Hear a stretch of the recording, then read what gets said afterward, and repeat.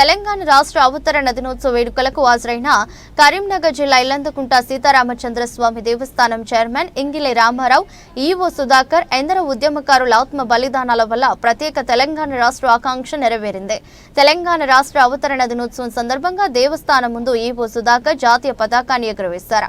ఈ సందర్భంగా మాజీ మండల కాంగ్రెస్ అధ్యక్షులు దేవస్థానం చైర్మన్ రామారావు మాట్లాడుతూ అనేక మంది యువకులు ఆత్మ బలిదానాలు చేసుకున్నారని, ప్రజలకు ఇచ్చిన మాట ప్రకారం ఒప్పించి మెప్పించి తెలంగాణ రాష్ట్ర ప్రజల ఆకాంక్షను శ్రీమతి సోనియా గాంధీ నెరవేర్చారని అన్నారు.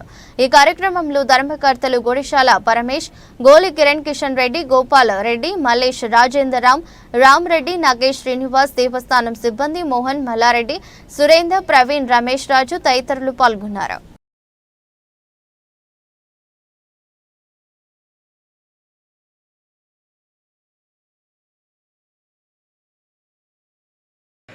తెలంగాణ రాష్ట్ర ప్రజలందరికీ తెలంగాణ ఆవిర్భావ దినోత్సవ శుభాకాంక్షలు.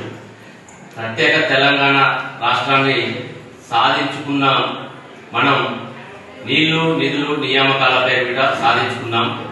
10 ఏళ్ల టీఆర్ఎస్ ప్రభుత్వంలో అన్నిటికీ నిలువు దోపిడీ జరిగింది.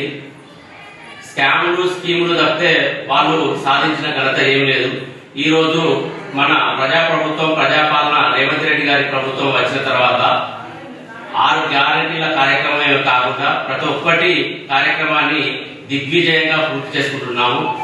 మహిళలకు ఉచిత బస్సే గాని, 500లకు గ్యాస్ సిలిండరే గాని, ఈ రోజు జూన్ 2వ తారీఖు నాడు ఆయుర్వేద దినోత్సవం సందర్భంగా రాజీవ్ యువ వికాస పథకాన్ని కూడా ఈ రోజు ప్రారంభించడం జరుగుతుంది. అలాగే రేపటి నుండి జూన్ 3 నుంచి భూభారతి చట్టాన్ని రెవెన్యూ సదస్సులు కూడా తెలంగాణ రాష్ట్రంలో నిర్వహించడం జరుగుతుంది. అలాగే ఇందిరమ్మ ఇల్లు అనేది పేదవాడి కళ. ఆ కళను సాకారం చేసే దిశగా కాంగ్రెస్ ప్రభుత్వం అడుగులు వేస్తుందని ఈ సందర్భంగా చెప్పవచ్చు.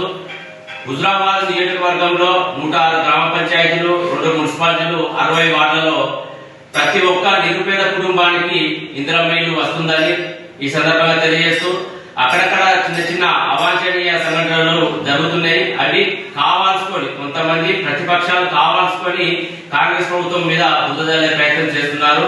అలాంటి వాటికి ప్రజలు గాని, మహిళలు గాని చొరవ చూపద్దని, ప్రతి ఒక్క నిరుపేద కుటుంబానికి ఇందిరమ్మ ఇల్లు వస్తాయని మన హుజరాబాద్ నియోజకవర్గ ఇన్ఛార్జి ప్రణవన్న గారి నాయకత్వంలో ఇంకా అనేక సంక్షేమ పథకాలే గాని, కార్యక్రమాలే గాని ప్రతి ఒక్కటి జరుగుతాయని ఈ సందర్భంగా తెలియజేస్తున్నాం.